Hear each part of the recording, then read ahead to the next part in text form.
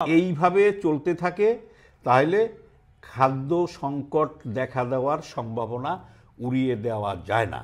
এটি কিন্তু অনেক জায়গা থেকে, কৃষি মন্ত্রণালয় থেকে, খাদ্য মন্ত্রণালয় থেকেও কিন্তু সরকারের সংশ্লিষ্ট কর্তৃপক্ষকে জানানো হয়েছে। যৌক্তিক কারণে চালের দাম বাড়ার একটা মেনে নেওয়ার মতো অবস্থা, কিন্তু সেটিকে অসহ্য পর্যায়ে নিয়ে গেছে অনৈতিক মুনাফা লাভের যে নেশা, সেই নেশার কারণে।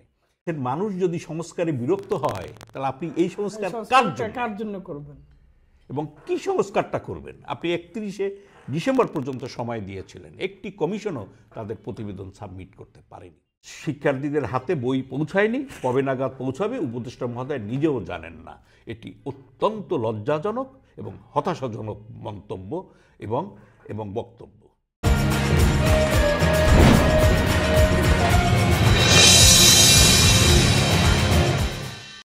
News and views by Nuruzzaman আবুর পক্ষ থেকে আপনাদের সবাইকে শুভেচ্ছা। আপনারা সকলে জানেন যে আজকে বেশ কয়েকটি গুরুত্বপূর্ণ বিষয় আজকে আলোচনায় রয়েছে। এর মধ্যে অন্যতম সাধারণ মানুষের যেটা সরাসরি সম্পৃক্ত সাধারণ মানুষের সঙ্গে, সেটা হলো চালের দাম বৃদ্ধি পাচ্ছে। মানে এইটা এমনিতেই যে বাজারের যে অবস্থা, যে দ্রব্যমূল্যের ঊর্ধ্বগতি, সেইখানে চালের দাম আরও 4-5 টাকা করে বৃদ্ধি পাচ্ছে। এইটা সাধারণ মানুষের একেবারে ক্রয় ক্ষমতার মধ্যে ভীষণভাবে আঘাত হানবে, এটা মানে অস্বীকার করার উপায় নেই।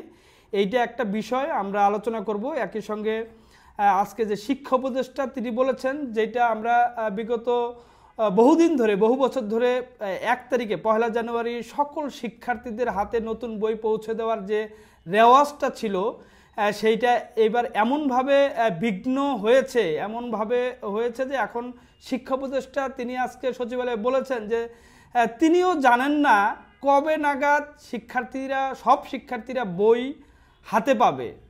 খুবই দুঃখজনক একটা বিষয়। এবং নির্বাচন ডিসেম্বরেই হবে বলে প্রেস সচিব আজকে বলেছেন, যদি সংস্কার না চায় রাজনৈতিক দলগুলো সেইটা। এবং খালেদা জিয়া, আপনারা জানেন যে বেগম খালেদা জিয়া আজকে লন্ডনে চিকিৎসার উদ্দেশ্যে ঢাকা ত্যাগ করলেন এবং তার ফেরা না ফেরা নিয়ে একটা গুঞ্জন রয়েছে। এই সব বিষয় নিয়ে আজকে আলোচনা করব। আমাদের সঙ্গে আজকে উপস্থিত রয়েছেন সিনিয়র সাংবাদিক শফিকুল ইসলাম।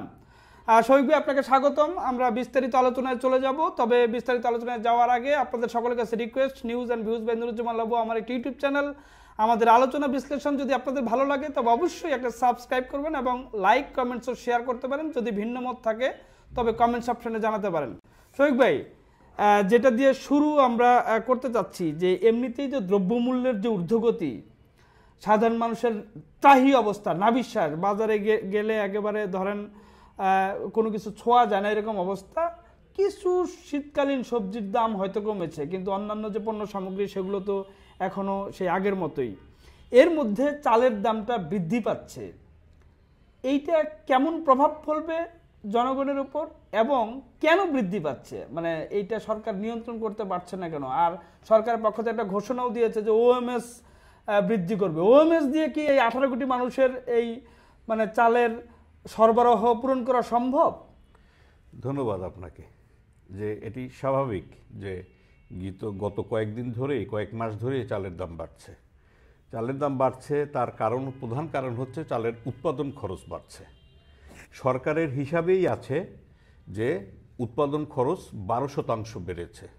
আচ্ছা, বিভিন্নভাবে এই উৎপাদন খরচ 12% যে বেড়েছে, এটার মধ্যে আছে হচ্ছে আপনার কৃষি যে শ্রমিক, এর যে পারিশ্রমিকের পরিমাণ, আগে 500 টাকায় একদিনের একটা রোজ পাওয়া যেত, এখন 1000 টাকার নিচে, 1200 টাকার নিচে কোনো রোজ পাওয়া যায় না। এটি একটি সমস্যা।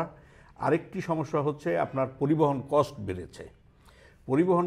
বেড়েছে। আগে যেটা আমরা নওগাঁ থেকে 1 ট্রাক চাল আমরা যদি 10 টন চাল ধরি, হ্যাঁ, সেখানে লাগতো হলো 15 থেকে 16,000 কি 18,000। এখন সেই ট্রাক সেই পরিমাণ চাল নিয়ে ঢাকায় আসতে লাগে 20 থেকে 22,000 টাকা।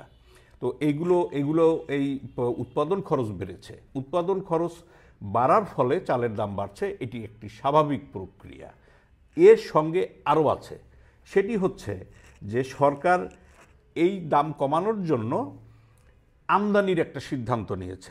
প্রায় 3 লাখ 3.5 লাখ টন চাল আমদানির একটা অনুমতিও সরকার দিয়েছে। কিন্তু আমরা যেটা দেখেছি খাদ্য মন্ত্রণালয় এবং বাণিজ্য মন্ত্রণালয় থেকে, যে আসলে 5,000 টনের বেশি চাল এখন পর্যন্ত আমদানি করা যায়নি। তার কারণ হচ্ছে আন্তর্জাতিক বাজারেও চালের দাম বেশি।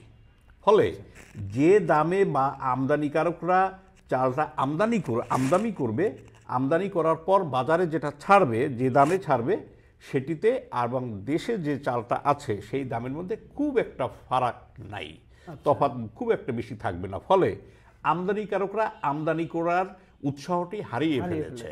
ফলে এই চালের দাম বাড়তেছে। নাম্বার 3 হচ্ছে যে সরকারের একটা সংগ্রহ নীতিমালা আছে, বছরে আমন এবং বোরো সংগ্রহ করে। চলতি নভেম্বরের মাসে শুরু হয়েছে আমন সংগ্রহ অভিযান, যেটি ফেব্রুয়ারি মার্চ পর্যন্ত চলবে। কিন্তু সেটিও কিন্তু কাঙ্ক্ষিত হারে আমন সংগ্রহটা হচ্ছে না। মানে কৃষকরা সরকারের কাছে ধানটা আসলে দিতে চায় না, চালটা আসলে দিতে চায় না। না দেওয়ার একটা কারণও আছে। না দেওয়ার কারণ হচ্ছে যে ন্যায্য মূল্য একটা বিষয় আছে, আর সরকারের কাছ থেকে তাদের ধান বিক্রি করা ধানের টাকা পাইতে যে জটিলতা, সেই জটিলতার দিক থেকে কিন্তু কোনো ধরনের নিরসন হচ্ছে না। ফলে কৃষক সরকারের গুদামে চাল দিতে উৎসাহ অনুভব করছে না। এই কারণে সরকারের নিজস্ব যে গুদাম মজুত, সে মজুত কমে গেছে। এখন আমরা যদি 5ই জানুয়ারি পর্যন্ত ধরি, সেখানে আমাদের খাদ্যশস্য মজুদ আছে 12 লাখ থেকে 12.5 লাখ টন। এটি মিনিমাম 16 লাখ টন থাকা উচিত, কিন্তু এই মজুদ কম থাকার কারণেও চালের দাম বাড়তেছে। আর এতগুলো সুযোগ যখন আমার সামনে, তখন কিছু অসাধু ব্যবসায়ী তো আছে, সিন্ডিকেট, যে তারা এই সুযোগটি হাতছাড়া করবে না। তারা এই সুযোগটি হাতছাড়া করছে না, তারা সুযোগটি নিয়েছে। ফলে যে সমস্ত কারণে, যৌক্তিক কারণে চালের দাম বাড়ার একটা মেনে নেয়ার মতো অবস্থা, কিন্তু সেটিকে অসহ্য পর্যায়ে নিয়ে গেছে অনৈতিক মুনাফা লাভের যে নেশা, সেই নেশার কারণে তারা 5 টাকা 60 টাকা ধরে প্রত্যেক কেজিতে আপনার দাম বাড়িয়ে দিচ্ছে। ফলে মানে বাজারটা অস্থির হয়ে গেছে। এইটা কি আপনি এই যে ধরেন সরকার নিজেরা সংগ্রহ করতে পারছে না, আবার সিন্ডিকেট সক্রিয়, এখন একজন কৃষক সরকারি গুদামে একটা আমলাতান্ত্রিক জটিলতার কথা বললেন, এবং একই সঙ্গে সে যদি বাইরে যদি একটু দাম বেশি পায়, তাহলে তো সে সেখানেই দিবে। এবং সিন্ডিকেটের লোকজন তো এভাবেই সংগ্রহ করে, একটু বেশি দাম দিয়ে নিজেরা সংগ্রহ করে একটা সংকট তৈরি করে তারপরে দামটা বৃদ্ধি করে। তো এই যে সংকট এবং এই যে সিন্ডিকেটে হাত দেওয়া, সংকটটা নিরসন না করতে পারা, এই সরকারের একটা বড় ব্যর্থতা বলে মনে করেন কিনা? এটি শুধু এই সরকার না, গত সরকারের সময়ও আমরা দেখেছি। কিন্তু তখন তো একটা পলিটিক্যাল সরকার ছিল, একটা পলিটিক্যাল সরকার। এখন তো আমরা কোনো পলিটিক্যাল সরকার নাই। আমরা আশা করেছিলাম যে পলিটিক্যাল সরকারের অনেক দায়বদ্ধতা থাকে, সীমাবদ্ধতা থাকে, কিন্তু এটি অন্তর্বর্তীকালীন সরকারের তো সেই ধরনের কোনো দায়বদ্ধতা নাই। ফলে আমরা সাধারণ মানুষ আশা করেছিলাম যে সব কিছু ছাপিয়ে এই বাজারটিকে এই সরকার নিয়ন্ত্রণ করতে পারবে, স্থিতিশীল পর্যায়ে নিয়ে আসতে পারবে, কিন্তু আসলে সেটি পারতেছে না। আপনি দেখেন যে যারা ওষুধ কোম্পানি, যারা ওষুধ বানাইতো, যারা লিপস্টিক বানাইতো, যারা মানে প্রসাধন সামগ্রী বানাইতো, তারা এখন চালের ব্যবসা করে। এবং তারা যে চালের ব্যবসা করে, তাদের যে মূলধন, তাদের যে সংগ্রহের যে ক্যাপাসিটি, সেটি কিন্তু নওগাঁ, নাটোর, দিনাজপুর, রাজশাহী, ওই অঞ্চলের গতানুগতিক চালের যে ব্যবসায়ী, তাদের চেয়ে অনেক অনেক গুণ বেশি।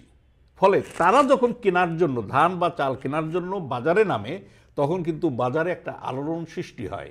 সেই আলোড়নকে কাটিয়ে সরকারের ওই মেকানিজম কোনোভাবেই কাজ করে না যে একজন কৃষক যে সরকারের গুদামে গিয়ে দিবে। তার মানে সরকার, এটা তো স্পষ্ট যে সরকার যে কর্পোরেট যে সিন্ডিকেট রয়েছে, তাদের কাছে এক ধরনের জিম্মি, এবং এই জিম্মি দশা আগেও ছিল। এখন আমরা মনে করেছিলাম যে এটা কেটে যাবে যেহেতু পলিটিক্যাল সরকার না, কিন্তু কাটতে পারেনি মানে সরকার।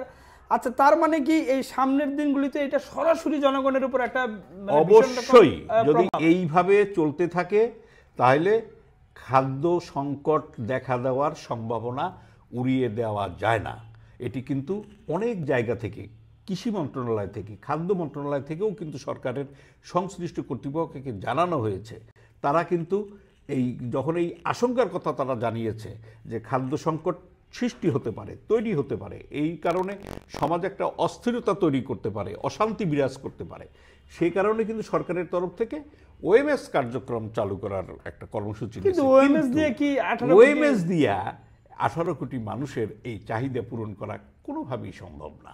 তবে সেই ক্ষেত্রে আমরা মনে করি যে কৃষককে লাভবান রাখতে, কৃষক যেন, আমি চালের বাজার ঠিক করতে গিয়ে কৃষক যেন উৎপাদনে নিরুৎসাহিত না হয়, সেই দিকটা আগে দেখতে হবে। এটা তো সবগুলোই মেকানিজম করতে হবে, মানে প্রত্যেকটাই তো প্রত্যেকটার সাথে জড়িত। আর পাশাপাশি একেবারে নিম্ন আয়ের যে মানুষগুলো, যাদের আসলে চাল কেনার ক্ষেত্রে খুব কষ্ট হচ্ছে, সেই জনগোষ্ঠীর কথা বিবেচনা করে শুধু ওএমএস না, আরও কিভাবে, যেমন এর আগের সরকারের সময় 10 টাকা কেজি দরে চাল দেয়ার, ইউনিয়ন পরিষদের মাধ্যমে দেয়ার একটা সিস্টেম ছিল। তারপর 30 টাকা কেজি দরে চাল বিক্রি করার একটা ছিল। আমি জানি না যে এই কর্মসূচিগুলো কিভাবে চলছে বা আদৌ চলছে কিনা। যদি চলে তাহলে এত হাহাকার লাগার কথা না। নিশ্চয়ই এখানে বন্ধ হয়ে আছে, এগুলো অনতি বিলম্বে ছাড় করা উচিত। না সেটাই, এটা না হলে পরে তো বিশেষ করে চাল তো একটা সবচেয়ে গুরুত্বপূর্ণ উপকরণ আর কি, মানে গুরুত্বপূর্ণ উপকরণ, এবং চালের উপর নির্ভর করে কিন্তু আপনার লাইফের সমস্ত পণ্যের দাম নির্ভর করে। আপনি তরকারি ছাড়া খেতে পারবেন, কিন্তু ভাতটা তো আপনাকে খাইতে হবে, শুধু তরকারি আপনি খেতে পারবেন না। সেটাই। আরেকটা প্রসঙ্গে যাই শহীদ ভাই, সেটা হলো যে আমরা বরাবর দেখেছি যে 1 জানুয়ারি বই উৎসব, মানে এইটা একেবারে সারা বাংলাদেশের যে প্রাথমিক বিদ্যালয়গুলোতে রীতিমতো একটা উৎসবের মতো, নতুন বইয়ের গন্ধ আমরাও ছোটবেলায় পেয়েছি। এটা আর কি প্রথম দিন বই পাওয়ার যে মানে মজা, সেইটা আসলে যারা পায়নি তারা বুঝবে না আর কি, যারা বাইরে পড়াশোনা করেছে বা অন্য কোথাও। তো সেইটা এবার এসে দেখলাম যে বই একেবারে ভীষণ রকম সংকট। 1 জানুয়ারিতে বই পর্যাপ্ত দেওয়া হয়নি, সেটা মনে করা হচ্ছিল যে শিগগির এটা সমাধান হবে, 2-4 দিনের মধ্যে চলে যাবে। আজকে 7 জানুয়ারি চলে গেল, আজকে পর্যন্ত, আজকে উপদেষ্টা বললেন যে কবে দিতে পারবেন সেটা তিনি জানেন না। তাহলে জানেনটাকে, এই একটা কোশ্চেন আপনার কাছে। আর এটার সাথে একটা সম্পূরক একটা কোশ্চেন করে রাখি, এনসিটিভির যে চেয়ারম্যান, উনি একটা কথা বলেছেন, আমি পড়েছিলাম কয়েকদিন আগে, যে বই উৎসব করে টাকা নষ্ট করা হয়েছে আগে আর কি। তো আপনি একটা দেশের যদি এডুকেশনটা যদি আপনি প্রপারলি না দিতে পারেন, তাহলে আপনি কিসের দায়িত্ব পালন করবেন, কিসের সরকার চালাবেন, কি করবেন আপনি? যথার্থই বলেছেন যে আমি ওই টেক্সট বুক বোর্ডের চেয়ারম্যান মহোদয়ের ওই কমেন্টস দিয়ে আমি আমার কথা শুরু করি, যে উনি যে কথাটি বলেছেন, একজন সাধারণ নাগরিক হিসেবে আমার সন্তানরাও স্কুলে পড়ে, কলেজে পড়ে, তো তাদের অভিভাবক হিসেবে ওনার কথায় আমরা খুব ব্যথিত হয়েছি। এটি দায়িত্বশীল চেয়ারে থেকে এটি কোনোভাবেই সম্ভব না, উচিত হয়নি, অবশ্যই না। বই উৎসব মানে সেই টাকা বেচতে যাওয়া বা খালে পড়ে যাওয়া বা উজাড় হয়ে যাওয়া, এটি আমি বিশ্বাস করি না। এটি ছিল একটি উৎসব, এবং সমস্ত বছর শেষে লাখ লাখ সন্তানরা অপেক্ষাই করে যে 1 জানুয়ারি সকালটি কখন হবে, আমার স্কুলের মাঠে আমি আমার নতুন বই পাব। এই উৎসবের জন্য যদি রাষ্ট্রের কিছু টাকা খরচ হয়ে থাকে, সেটি নষ্টকে নষ্ট বলাটা আমি ব্যক্তিগতভাবে মনে করি না। তবে এই অনুষ্ঠান আয়োজন করতে গিয়ে যদি কোথাও অনিয়ম হয়ে থাকে, সেটি আলাদা বিষয়। কিন্তু বই সন্তানের শিক্ষার্থীদের হাতে বই তুলে দেওয়ার যে অনুষ্ঠান, সেটি জমজমাটি হওয়া উচিত, জাঁকজমকপূর্ণ হওয়া উচিত। এবং এটা তো শিক্ষার্থীদের আপনি তো জানেন যে অসংখ্য ঝরে পড়া শিক্ষার্থী রয়েছে, উৎসাহিত হবে। এটা তো আসলে পজিটিভ দিক। এটা আপনি যত আকর্ষণ করতে পারেন তত বেশি ভালো। আমরা যখন ছোটবেলায় প্রাইমারি স্কুল এবং হাই স্কুলে পড়েছি, আমাদের সময় কিন্তু সরকারের তরফ থেকে নতুন বই পাওয়ার কোনো সুযোগ ছিল না। আমরা কিন্তু পুরান বইয়ে পড়েছি। আমার চাচাতো ভাই, চাচাতো বোনরা উপরের ক্লাসে ছিল, এইটা তো তাদের কাছ থেকে আমরা 40 বছর আগের কথা। নতুন বইয়ের যে গন্ধ, এটির যে কি মোহ, এটি নতুন বই যারা হাতে পায়, এটা ছাড়া অন্য কাউকে এই ফিলিংস বোঝানো সম্ভব না। ফলে আজকে 7 তারিখ পর্যন্ত শিক্ষার্থীদের হাতে বই পৌঁছায়নি। কবে নাগাদ পৌঁছাবে উপদেষ্টা মহোদয় নিজেও জানেন না। এটি অত্যন্ত লজ্জাজনক এবং হতাশাজনক মন্তব্য এবং বক্তব্য। আমি বিশ্বাস করি যে উনি এই বক্তব্য প্রত্যাহার করে অবিলম্বে যে 7 দিন চলে গেছে যাক, আগামী 7 দিনের মধ্যে যেন সেটি নিশ্চিত করা যায়। কেন পারা গেল না? এটি তো নতুন কোনো কর্মসূচি নয়, এটি তো চলমান কর্মসূচি। এবং চলমান কর্মসূচি কিন্তু গত 2 বছর বা 3 বছরের ধারাবাহিকতা না, গত 10, 12, 15 বছরের ধারাবাহিকতা। একই সিস্টেমে কিভাবে কয় তারিখ থেকে নতুন বই ছাপা হবে, কয় তারিখ থেকে বই মানে মার্কেটে এসে যাবে, স্কুলগুলোতে যাবে, কয় তারিখ থেকে বিতরণ শুরু করবে, কোন প্রক্রিয়ায় হবে, সব কিছু ছক বাঁধা আছে। সমস্ত কর্মকর্তারা আছে, সমস্ত কর্মচারীরা আছে, সমস্ত মেকানিজম আছে। তারপরেও কেন এটা গেল না? না, এইটার একটা জিনিস আমি বলি যে তারা বলছেন যে এই বই পরিমার্জন সংশোধন করেছেন। এই পরিমার্জন সংশোধন এই যে দ্রুত করতে গিয়ে আপনাকে কেন দ্রুত করতে হবে? এবং আপনি তো দেখেছেন যে বিভিন্ন গণমাধ্যমে খবর এসেছে যে এই দ্রুত পরিমার্জন সংশোধন করতে গিয়ে আপনারা নানা রকম ভুল ভ্রান্তি তথ্য দিয়ে মানে একেবারে ভরপুর হয়ে আছে আর কি। তো আমার কথা হলো যে কেন আপনাদের এত তাড়াহুড়োই করতে হবে যে জুলাইয়ের স্পিরিট ঢুকাইতে হবে, সেইখানে কি কবিতা, গল্প, উপন্যাস নানান কিছু ঢোকানো নিয়ে নানা রকম বিতর্ক রয়েছে। আপনি এই স্পিরিট তো এখন যতটুকু পারেন ঢোকাবেন, পরের বছর ঢুকাইতেন আর কি। আপনারা এত তাড়াহুড়ার কেন? মানে সেটি তো একজন অভিভাবক হিসেবে, সাধারণ নাগরিক হিসেবে সেই প্রশ্ন আমারও। ঘটনাটি ঘটে গেছে জুলাই মাসে, আমার রাষ্ট্রে যে ঘটনা ঘটে গেছে, এর একটি ইতিহাস আপনি বইতে সংযোজন করতে চান।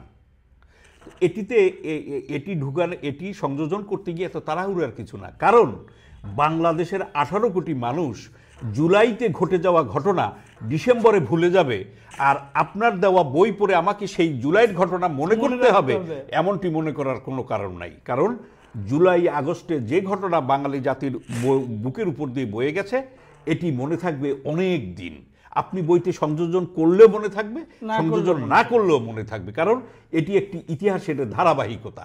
আমরা যেমন 1952 ভাষা আন্দোলন ইতিহাসের আমরা ভুলে যাইনি, আমরা 69-এর গণঅভ্যুত্থানের ইতিহাস ভুলে যাইনি, আমরা 71-এর মহান মুক্তিযুদ্ধের ইতিহাস ভুলে যাইনি, আমরা 90-এর স্বৈরাচার এরশাদ সরকারের পতনের ইতিহাসও আমরা ভুলে যাইনি।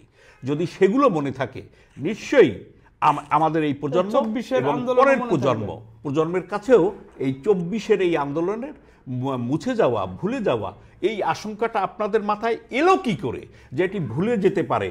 যে কারণে এই ইতিহাস তাদেরকে জানাইতে হবে। কাদেরকে জানাবেন? যাদেরকে বইয়ে সংযোজন করে যাদেরকে ইতিহাস জানাবেন, তারাই তো 24-এর ইতিহাস সৃষ্টি করেছে, তারা তো সব জানে। কাজেই এই তাড়াহুড়া করতে যাওয়াটাই হচ্ছে রাষ্ট্র পরিচালনার ক্ষেত্রে অদক্ষতার পরিচয় বহন করে। আর আরেকটা হলো যে আপনি যে বই জানাবেন, আপনি বই সাপ্লাই দিতে জানাবেন কিভাবে? বেশ ভালো কথা।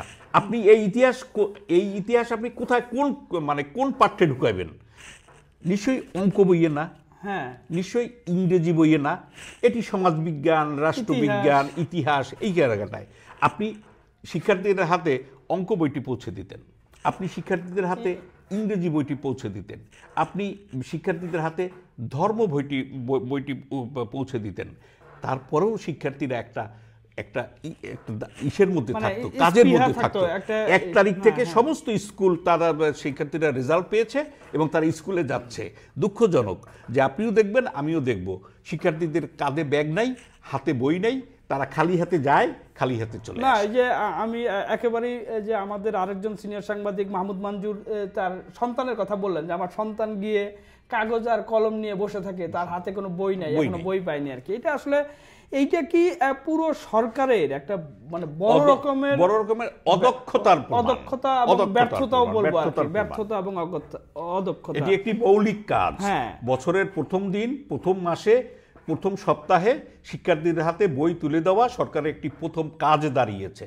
সেটি আপনি পারেননি, দ্যাট মিনস আপনি ব্যর্থতার পরিচয় দিয়েছেন। আরেকটা বিষয় শফিক ভাই, সেটা আজকে প্রেস সচিব, যে প্রধান উপদেষ্টার প্রেস সচিব, আপনি তো জানেনই যে নির্বাচন নিয়ে একটা নানা রকম কথা হচ্ছে। এর মধ্যে ডক্টর ইউনূস উনি একটা ঘোষণা ভাষণে বলেছিলেন যে ডিসেম্বর অথবা 26-এর প্রথমার্ধে হবে। তারপরে প্রেস সচিব শফিক ভাই উনি একটা বক্তব্য দিয়েছিলেন যে এটা 26-এর প্রথমার্ধ মানে জুন পর্যন্ত, সেই পর্যন্ত গিয়েছিল। সেটা নিয়েও নানা রকম আলোচনা সমালোচনা হয়েছে। বিএনপির পক্ষ থেকে দাবি করা হচ্ছিল যে যত দ্রুত সম্ভব নির্বাচন দিয়ে দেন। তো আজকে আবার উনি একটা ভাষ্য দিয়েছেন যে ডিসেম্বরের মধ্যেই নির্বাচন, যদি উনি লাগিয়েছেন যে যদি সংস্কারগুলো রাজনৈতিক দলগুলো না চায় তবে ডিসেম্বরের মধ্যে। আপনার কি মনে হয় যে এই যে চলতি বছর আমরা এটা আসলে এই বছরের মধ্যে নির্বাচনটা হয়ে যাবে? আর আরেকটা বিষয় যে একটা প্রেশার তো ক্রিয়েট হচ্ছে নির্বাচন, কারণ আমরা প্রথম থেকেই দেখেছি যে সংস্কারের নামে একটা যৌক্তিক সময়, কোনো সুনির্দিষ্ট টাইম না বলে যৌক্তিক সময়ের কথা বলেছেন উপদেষ্টা মহোদয়রা, এবং তাদেরকে এই নির্বাচনের তারিখের কথা বললে আগে খেপে যেতেন প্রশ্ন করলে, সাংবাদিকরা যখন প্রশ্ন করতেন। এখন কি মনে হচ্ছে যে ডিসেম্বরের মধ্যে নির্বাচনটা হয়ে যাবে? সময় যত গড়াবে এই সরকার সাধারণ মানুষের আস্থা হারাবে। তার কারণটা হচ্ছে যে জিনিসপত্রের দাম লাগামহীন, মানুষ কষ্ট পাচ্ছে, আইন শৃঙ্খলা পরিস্থিতি এখনো ঠিকমতো নাজুক দাঁড়ায়নি। এলাকায় এলাকায়, রাস্তায় রাস্তায়, অলিতে গলিতে ছিনতাই বেড়েছে। ফলে জনমানুষের মধ্যে এক ধরনের ভয় ভীতি কাজ করছে। তারা মনে করে যে নির্বাচিত সরকার থাকলে তাদের কাছে চাপ দেওয়া যেত, তাদের কাছে ব্যাখ্যা চাওয়া যেত। যেহেতু এটি অনির্বাচিত সরকার, সেহেতু জনগণের আসলে তাদের দাবিটা উপস্থাপন করার মতো আসলে কেউ নাই। ফলে তারা আসলে জনগণ যেন কথাটা জিজ্ঞাসা করতে পারে, তাদের দাবিটা জানাইতে পারে, এই ধরনের একটি ফরম্যাট চায়। এবং সেই ফরম্যাটে যেতে হলে আপনার নির্বাচনের কোনো বিকল্প নাই। আর এই কথাও তো ঠিক যে একটি অনির্বাচিত সরকার বেশি দিন রাষ্ট্র পরিচালনার দায়িত্বে থাকতে পারে না। এটি আসলে গণতন্ত্র বলেন, সমাজতন্ত্র বলেন, আর আমি কি বলবো, যে যেটাই বলেন, কোনোটাই পারমিট করে না। ফলে যত দ্রুত নির্বাচনটা আপনি দিয়ে সরকারের কাছে বা নির্বাচিত সরকারের কাছে, রাজনৈতিক সরকারের কাছে ক্ষমতা দিয়ে আপনি যেতে পারবেন, ততটাই আপনার জন্যও মঙ্গল, আমাদের জন্যও মঙ্গল। তার কারণ হচ্ছে যে আপনি যে সংস্কারের কথা বলছেন, সংস্কার তো আপনি রাজনৈতিক দলগুলোর জন্য করবেন, সংস্কার তো আপনি সাধারণ মানুষের জন্য করবেন। সেই রাজনৈতিক দলগুলো যদি সংস্কার না চায়, সেই দেশের মানুষ যদি সংস্কারে বিরক্ত হয়, তাহলে আপনি এই সংস্কার কার জন্য করবেন এবং কি সংস্কারটা করবেন? আপনি 31শে ডিসেম্বর পর্যন্ত সময় দিয়েছিলেন, একটি কমিশনও তাদের প্রতিবেদন সাবমিট করতে পারেনি। এরা কবে নাগাদ এই প্রতিবেদন সাবমিট করতে পারবে, সংস্কার কমিশনের খসড়া সুপারিশ, সেটিরও কোনো দিক নির্দেশনা নাই। ইতিমধ্যেই কমিশনের প্রধানে, সংস্কার কমিশনের কোন কমিশনের চেয়ারম্যানের পদত্যাগের দাবি উঠেছে এবং সেটিগুলো জোরালো হচ্ছে। আমি পরিষ্কার করেই বলি, জনপ্রশাসন সংস্কার কমিশনের চেয়ারম্যান মুহিত চৌধুরীর অপসারণ চেয়ে সচিবালয় কর্মকর্তা কর্মচারীরা বিক্ষোভ করেছে, তারা কর্মসূচি পালন করছে। কাজেই এটি আসলে শুভকর নয়। সংস্কার তো আসলে সবচেয়ে বড় সংস্কার নির্বাচনী ব্যবস্থা সংস্কার। আপনারা সাধারণ মানুষ চায় তত্ত্বাবধায়ক সরকারের অধীনে নির্বাচন হলে পরে একটা ফ্রি এন্ড ফেয়ার জনগণ তার ভোটটা দিতে পারে, ভোটটা যেন দিতে পারে। এবং ভোটের এটা তো সত্য যে গত 3 টার্মে ভোটের অধিকার হরণ করে হয়েছিল, ভোট দিতে পারেনি। সেইটাই তো মেইন সংস্কার। সেইটা করে পলিটিক্যাল পার্টিকে দায়িত্ব হস্তান্তর করলে পলিটিক্যাল পার্টি বাকি সংস্কারগুলো করবে জনগণের চাওয়া অনুযায়ী। সেটি শফিক ভাই, আমরা শেষের দিকে একেবারেই প্রোগ্রামে আমরা একটা শেষ প্রসঙ্গ, আপনি জানেন যে খালেদা জিয়া একটা দীর্ঘ সময় অসুস্থ অবস্থায়, যখন আওয়ামী লীগ সরকারের সময়ও তার বাইরে চিকিৎসা নেওয়ার কথা ছিল, কিন্তু সে সময় বিএনপির পক্ষ থেকে বলা হয়েছে সরকার দিতে যাচ্ছে না, আওয়ামী লীগের পক্ষ থেকে একটা ব্যাখ্যা দেওয়া হয়েছে। এই যখন অন্তর্বর্তী সরকার আসলো তখনও আমরা নানা রকম বক্তব্য শুনেছি যে খালেদা জিয়া কেন এখন বিদেশে যাচ্ছেন না, সেরকম বক্তব্য শুনেছি, আবার যাওয়ার প্রক্রিয়ার কথাও শুনেছি। অবশেষে আজকে তিনি লন্ডনের উদ্দেশ্যে ঢাকা ত্যাগ করছেন। আমরা যখন কথা বলছি তখন তিনি এয়ারপোর্টে অলরেডি। তো এইটার সাথে আমি একটা বিষয় জানতে চাই আপনার কাছে, যে একটা গুঞ্জন কিন্তু রয়েছে যে এক সময় 1-11 সময় যেটা ছিল যে এই দলের সভানেত্রীকে বাইরে পাঠিয়ে দিয়ে মানে -2 ফর্মুলার, এখন তো শেখ হাসিনা তো 5 আগস্ট চলে গিয়েছেন, তাকে চলে যেতে বাধ্য করা হয়েছে দেশ থেকে।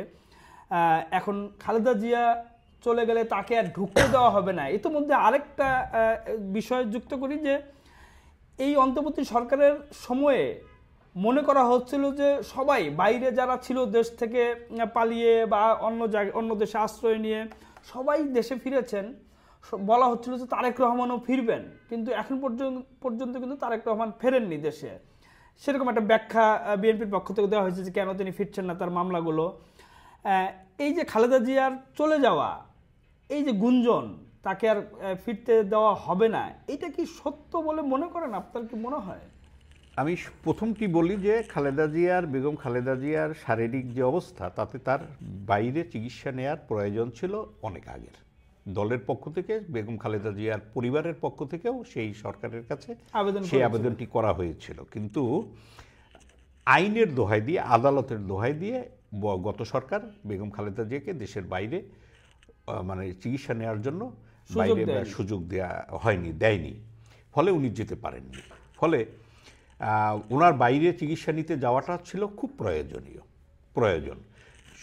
5ই আগস্ট শেখ হাসিনার সরকার পতনের পর যখন নতুন সরকার, অন্তর্বর্তীকালীন সরকার তার 2 দিন পর দায়িত্ব নিল, আমরা তো মনে করেছিলাম যে ওনার শারীরিক অবস্থা যে অবস্থা ছিল, এখন যেহেতু একটা সুযোগ তৈরি হয়েছে, উনি সাথেই উনি দেশের বাইরে যাবেন, চিকিৎসা নেবেন এবং উনি সুস্থ হবেন এবং সুস্থভাবে দেশে ফিরবেন, রাজনীতি করবেন, আদার্স এক্সেট্রা। কিন্তু আমরা দেখলাম যে জুলাই থেকে আগস্ট থেকে এই জানুয়ারি মাসের 7 তারিখ পর্যন্ত অপেক্ষা করতে হয়েছে। কি কারণে অপেক্ষা করেছে?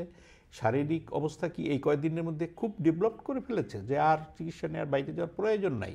দলের পক্ষ থেকে ওই সময় যত হাহাকার করা হয়েছিল, এই 6 মাসে কিন্তু অতটা হাহাকারও করা হয়নি যে বেগম জিয়া চলে যাচ্ছেন, বেগম জিয়া মারা যাচ্ছেন, বেগম জিয়া অসুস্থ, বেগম জিয়ার জীবন মৃত্যু সন্ধিক্ষণে আমরা যত শব্দগুলো শুনেছি, কিন্তু এই গত 5 মাসে কিন্তু সেগুলো শুনিনি। তার মানে তাহলে এই সময় উনি বেশ অনেকটা সুস্থ।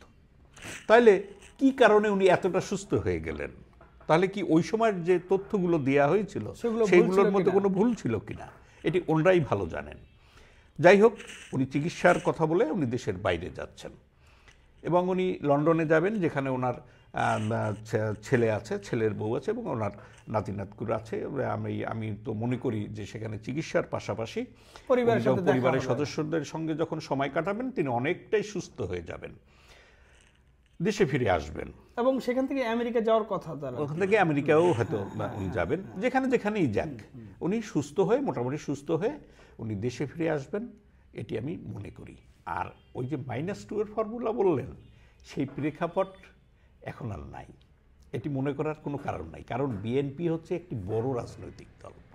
কেউ যদি এই সিদ্ধান্ত নিয়েও থাকে যে বেগম জিয়াকে ছাড়া বিএনপি এবং ইলেকশন এবং রাষ্ট্র পরিচালনা, আসলে সেই সিচুয়েশন কিন্তু এখনও না। এখনও আপনি বিএনপি দলটি নির্ভর বেগম জিয়ার উপরে এবং তারেক রহমানের উপরে, এবং আওয়ামী লীগ দলটি শেখ হাসিনা, শেখ রেহানাদের উপরে নির্ভরশীল।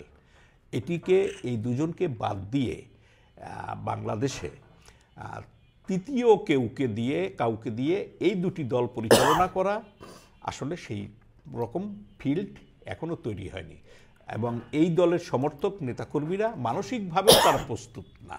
তার প্রমাণ হচ্ছে যে অসুস্থ খালেদা জিয়া চিকিৎসার জন্য বাইরে যাচ্ছেন, কিন্তু ওনার গুলশানের ফিরোজা ভবন থেকে এয়ারপোর্ট পর্যন্ত লোকে লোকারণ্য লোকে হয়েছে, লোকারণ্য। নেতাকর্মীদের লোকারণ্য। তার না, মানে এটা- হচ্ছে এটা- উনি একটি রাজনৈতিক হ্যাঁ হ্যাঁ এরকমই কি হতে পারে যে খালেদা জিয়া ফেরার সময় তারেক রহমানকে সঙ্গে নিয়ে ফিরলেন পরিবারকে নিয়ে?